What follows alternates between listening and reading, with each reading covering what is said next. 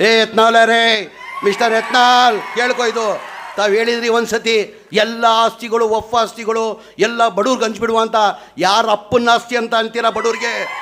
ನಿಮ್ಮಪ್ಪನ ಆಸ್ತಿನೂ ಅಲ್ಲ, ನನ್ನಪ್ಪನ ಆಸ್ತಿನೂ ಅಲ್ಲ. ಈ ದಾನ ಮಾಡಿರೋದು ದಾನಿಗಳದ್ದು ಆಸ್ತಿ ಅದು. ज़मीर अहमद साहब, आप जो इस तरह से यहाँ पर सारे वक्फ अदालत चला रहे हैं, ये वाकई भी काबिल तारीफ़ है, क्योंकि आज तक वक्फ मिनिस्टर ऐसा काम नहीं किया जो काम आप कर रहे हैं। हम बहुत खुश हैं, सारे लोग जाग चुके हैं। वक्फ की जो भी ज़मीनें हैं हड़प रहे हैं लोग, उसे बचाने की कोशिश में हर एक लगा है।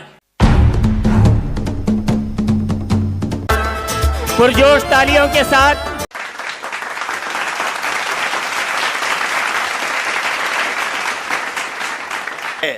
हम ये बड़े फख्र के साथ कहना चाहेंगे कि 400 साल पहले आदिल शाह थे, उन्हें किसी ने देखा नहीं देखा, मगर आज हम जिम्मेदारी के साथ कह रहे हैं कि इस दौर के आदिल शाह का नाम ज़मीर अहमद खान है। कर्नाटक के वजीर ज़मीर अहमद खान ने एक और वक्फ अदालत आज बीजापुर में लगाई, यानी बीजापुर जिसका नया नाम विजयपुरा है। इस ज़िले की वक्फ अदालत में तकरीबन 380 से 400 के करीब टोकन दिए गए थे। इतने ज़्यादा मामलात लेकर यहाँ लोग आए थे। मुतवलियान हज़रात, मस्जिद कमेटी और मुख्तलिफ़ औक़ाफ़ी इदारों के लोग यहाँ अपने अपने मुतालबात लेके, अपने मसाइल लेकर आए थे।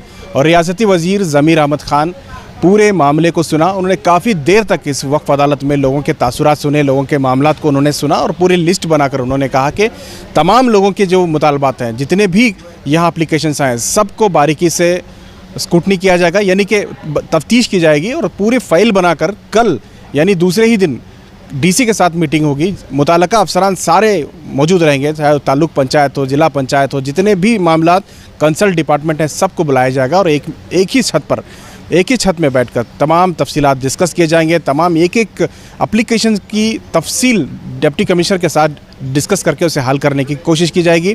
आज के इस वक्फ अदालत में ख़ास बात ये रही कि यहाँ तकरीबन 3 से 4 मुकामी एमएलए यानी आसपास के एमएलएस भी इस वक्फ अदालत के इफ्तिताही इजलास में शरीक रहे।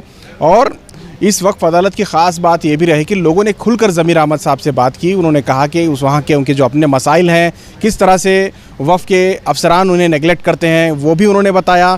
और साथ ही किस तरह से ज़मीन का मामला है, जो कानूनी कार्रवाई में कोताहियाँ होते हैं, उस ताल्लुक़ से बात की। बहुत ज़्यादा मुतालबात कब्रिस्तान को लेकर था।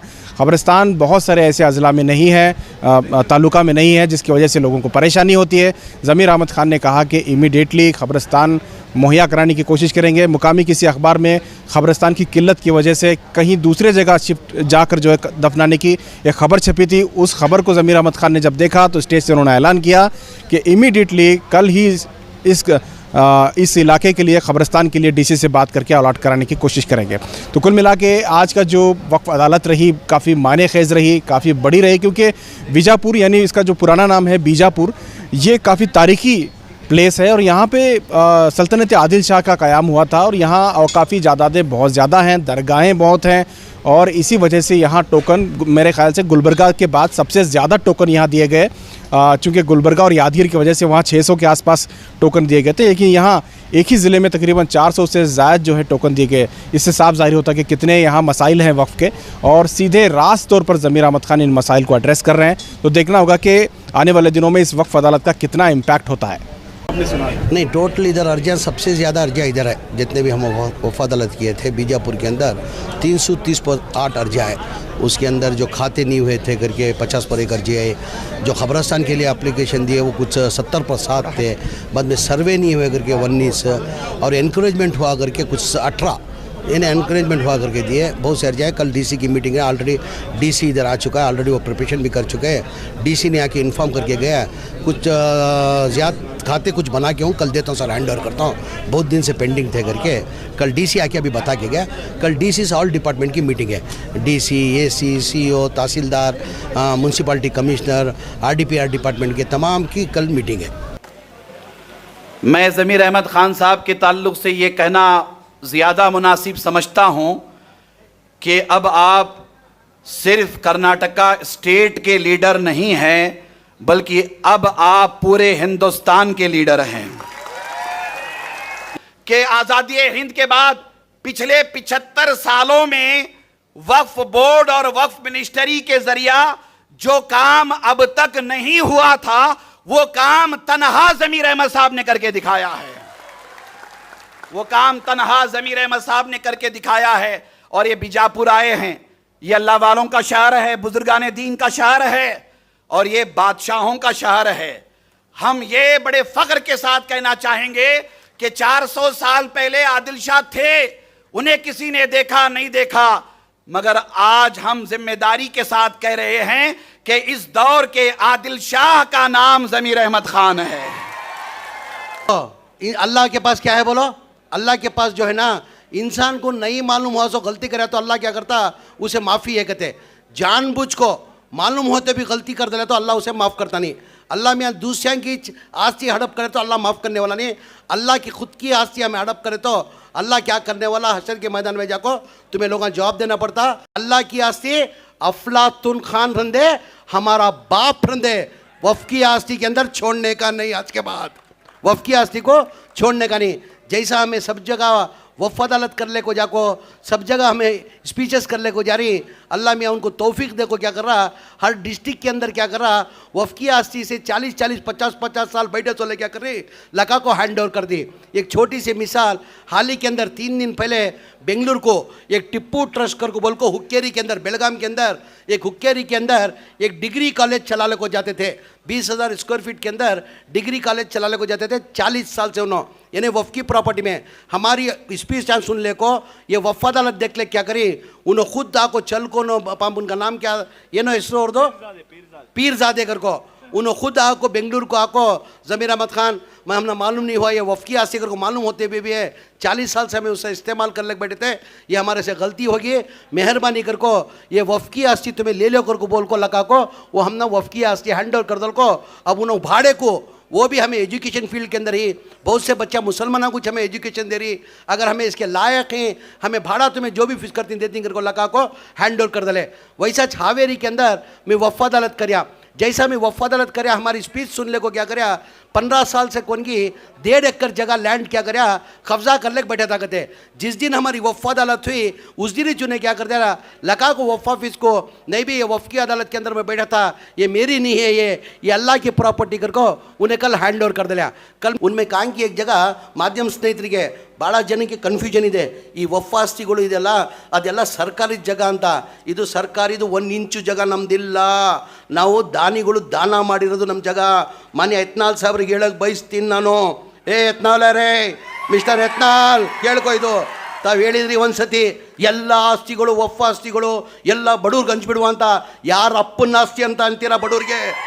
ನನ್ನ ಅಪ್ಪನ ಆಸ್ತಿ ಇಲ್ಲ, ನಿಮ್ಮ ಅಪ್ಪನ ಆಸ್ತಿ ಇಲ್ಲ, ಇದು ದಾನ ಮಾಡಿರೋದು, ದಾನ ಇದು ದಾನ ಕೊಟ್ಟಿರೋದು, ಜನ ದಾನ ಮಾಡಿರೋದು, ನಮ್ಮ ಸಮಾಜಕ್ಕೆ ಒಳ್ಳೇದಾಗಲಿ ಅಂತ ದಾನ ಮಾಡಿರೋದು, ಅದು ನಿಮ್ಮಪ್ಪನ ಆಸ್ತಿನೂ ಅಲ್ಲ, ನನ್ನಪ್ಪನ ಆಸ್ತಿನೂ ಅಲ್ಲ, ಈ ದಾನ ಮಾಡಿರೋದು ದಾನಿಗಳದ್ದು ಆಸ್ತಿ। ಅದು ನಿಮ್ಮ ಗಮನದಲ್ಲಿ ಏನಂತ ಇದೆ ಅಂತ, ನೀವು ಎಲ್ಲೋ ಒಂದು ಕಡೆ ನಮ್ಮ ಟೋಟಲ್ ವಫ್ ಆಸ್ತಿ ಇರೋದು 1,12,000 ಚಿಲ್ಲರೆ ಎಕರೆ ಇರೋದು, ಅದು 1 ಇಂಚು ನಾವು ಸರ್ಕಾರಿ ಜಾಗ ನಾವು ತೊಗೊಂಡಿಲ್ಲ, ಉಲ್ಟಾ ಸರ್ಕಾರಿ ನಮ್ಮ ಜಾಗ ತೊಗೊಂಡಿದೆ। बहुत जो आवाम थी ना, बहुत पेशेंट थी, बहुत साथ दी एक्चुअली। जो एप्लीकेशंस ऑलरेडी ग्रीवेंसेस ऑलमोस्ट 300 और 352 उससे ज़्यादा grievances already we have received actually. तो इवन बात करने में सुबह से आके अब तक बैठ के पूरा जो मिनिस्टर साहब को क्या क्या उनके ग्रीवेंसेस थे पूरे बताए हैं। मिनिस्टर साहब भी बहुत टाइम दिए, इधर बीजापुर के वक्फ अदालत को बहुत सारा टाइम दिए। इंशाल्लाह हम वो सब स्टडी करके हमारे ऑफिसर्स पूरे बैठ के पूरे कलेक्टिवली और officers have worked for this वक्फ अदालत।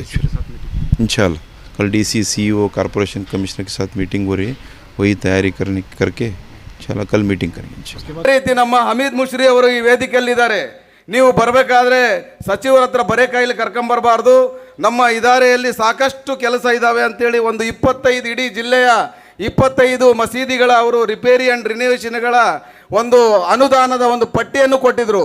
ನಾನು ಅವರಿಗೆ ಸಚಿವರಿಗೆ ಹೇಳಿದೆ, ನಮ್ಮ ಸಮಾವೇಶಕ್ಕೆ ಅದಾಲತ್ಗೆ ಹೋಗುವ ಮುಂಚೆ ನಾವು ಈ ಅನುದಾನವನ್ನು ಅಲ್ಲಿಗೆ ತೊಗೊಂಡು ಹೋಗ್ಬೇಕಂತೇಳಿ ಅವರು ಫಸ್ಟ್ ಸಹಿಯನ್ನು ಮಾಡಿ 25 ಮಸೀದಿಗಳ ಅನುದಾನವನ್ನು ಇವತ್ತು 1,25,00,00,000 ಸುಮಾರು 1,25,00,000 ಅನುದಾನವನ್ನು ಅವರು ಮಾತನಾಡಬೇಕಾದ್ರೆ ತಮಗೆ ಅದರ ಒಂದು ಆದೇಶ ಕಾಪಿಯನ್ನು ತಮಗೆ ಮುಟ್ಟಿಸಲಿದ್ದಾರೆ. ಇಡೀ ನಮ್ಮ ರಾಜ್ಯದಲ್ಲಿ ಹಿಂದೆ ಸುಮಾರು ನಾನು ಕಮಿಟಿ ಒಂದು ಸಣ್ಣ ಒಂದು ಮಸೀದಿಯ ನಾನು ಅಧ್ಯಕ್ಷನಾಗಿ, ಜಿಲ್ಲಾ ವಕ್ಫ್ ಬೋರ್ಡ್ ಅಧ್ಯಕ್ಷನಾಗಿ 3 ಸಾರಿ ನಾನು ಸತತವಾಗಿ ಕಾರ್ಯನಿರ್ವಹಿಸಿದ್ದೇನೆ. ಹಾಗೂ 1919ರಲ್ಲಿ ವಿಜಾಪುರ ಜಿಲ್ಲೆಯ ನಾನು ಹಿಂದೆ ಎಲೆಕ್ಷನ್ ನಿಂತಾಗ ಸುಮಾರು 67 ನನ್ನ ಮತಗಳು ಇಲ್ಲಿ ಬಿಜಾಪುರ ಜಿಲ್ಲೆಯಲ್ಲಿದ್ದು, ನಮ್ಮ ಹಮೀದ್ ಮುಷ್ರಿವರಾಗಲಿ ಹಾಗೂ ನಮ್ಮ ತನ್ವೀರ್ ಪೀರ್ ಅವರಾಗಲಿ ಎಲ್ಲರೂ ಸೇರಿಕೊಂಡು ನನಗೆ 67ಕ್ಕೆ 67 ಓಟನ್ನು ಕೊಟ್ಟು ಗೆಲ್ಲಿಸಿ ಈ ಒಂದು ಹುದ್ದೆಗೆ ನೀವೆಲ್ಲರೂ ನಾನು ಈ ಒಂದು ಹುದ್ದೆಗೆ ನಾನು ಮುಟ್ಲಿಕ್ಕೆ ತಾವೆಲ್ಲ ಮುತೊಲ್ಲಿಗಳು ಕಾರಣ ಅಂತಂತೇಳಿ ಈ ಸಂದರ್ಭದಲ್ಲಿ ಹೇಳಲಿಕ್ಕೆ ಬಯಸ್ತಾ ಇದ್ದೀನಿ. मैं खास करके मुतवल्लियान हजरात से दरख्वास्त है मेरी, बहुत बड़ी जिम्मेदारी मुतवल्ली कर बोले तो तुम्हें खाली मस्जिद झंडे लगाने का, मौजन साहब करेक्ट टाइम पर वहाँ को अजान देखने का हमें तुम्हारे एरिया मस्जिद के इलाके में जितने घर आती उसकी हर अच्छा बुराई में तुम्हारा साथ रहना. कितने कोसे घर में मिसाल के तौर पर एक मस्जिद के आते में 200 घर आए तो वो मुतल्ली को मालूम करना कोसे घर में कौन है, कितने बच्चे हैं, कितने लड़कियां हैं, कितने लड़के हैं, कितने पढ़े लिखे सो हैं, कितने नहीं हैं, कितने बुजुर्ग हैं, कितने शादीशुदा हैं, कितने शादीशुदा नहीं हैं, कितने स्कूलों को जा रहे हैं, कितने स्कूलों को नहीं जा रहे. ये मालूम हुआ तो तुम्हें है ना उनको समझा सकते हैं. अब हमारे में क्या हो गया, आधे के ऊपर आदमी हमें जाहिला को मुतल्ला बना रहे हैं आजकल. जो लड़ाई में बड़ा आगे रहता, जो ज़ुबान में आगे रहता, जो ज़रा पैसे वहाँ से यहाँ से पैसे कमाता रहता, उन्हें हमारा मुतल्ली आज 5 कलमे भी नहीं आते उसे लाख मुतल्ली बना रही है. अब कौम सुधर होगा तो कहाँ से सुधरती. अल्लाह को हंसते बोल रहा हूँ, बहुत बुरी हालत हैं हमारे पूरी दुनिया में. आज तुम्हें देख रहे हैं फ़लस्तीन की हालत देख रहे हैं तुम्हें आज क्या है. जा बजा हमारे ऊपर तकलीफ़ें हैं. उसके वास्ते ख़ासकर हमारे मुल्क के हमारे मुतवल्लियान जो है तुम्हें बहुत बड़ी जिम्मेदारी है. अगर तुम्हें थोड़ा भी एक आधा घंटा तुम्हें एक दिन में कौम के ताल्लुक से सोचना, तुम्हें तुम्हारी कमेटी वाले बैठाले को सब तुम्हें कहाँ से कहाँ तक तुम्हें हर घर का सेंसस कराना. 200 घर तुम्हारे हिसाब में है तो 200 घर तुम्हारे पास लिस्ट पर रहना. अगर उसमें कोई गरीब औरत, कोई गरीब बच्ची की शादी होना रहा तो मस्जिद में बैठ को तमाम मस्जिद के मुतवल्ली हज़रात तुम्हारे मुक्तदा सभी बैठ को बात करना, ये बच्ची की शादी है, हमें सब मिलकर बच्ची की शादी करना मुश्किल होता. ज़मीर अहमद खान का एक जुमला जो बहुत ज़्यादा मशहूर हुआ है और काफ़ी वायरल भी हो रहा है कि वो हमेशा हर स्पीच में कहते हैं कि जो भी वफ़ की जायदाद हड़पने की कोशिश करेगा या सिर्फ सोचेगा भी तो उसे कीड़े पड़ेंगे. तो वो जो डायलॉग है वो काफ़ी वायरल हुआ है, जिसकी वजह से कई ऐसे मामला सामने आए हैं जो खुद गैर कानूनी कब्ज़ा करने वाले लोग अपनी जायदाद को वापस वफ़ को लौटाने के लिए ज़मीर अहमद खान से रुजू हुए हैं. 11वें ज़िले की अदालत थी और आने वाले दिनों में और भी वफ़ की अदालतें लगाई जा सकते हैं. कैमरा पर्सन समीर के साथ शाहिद काजी, बीजापुर.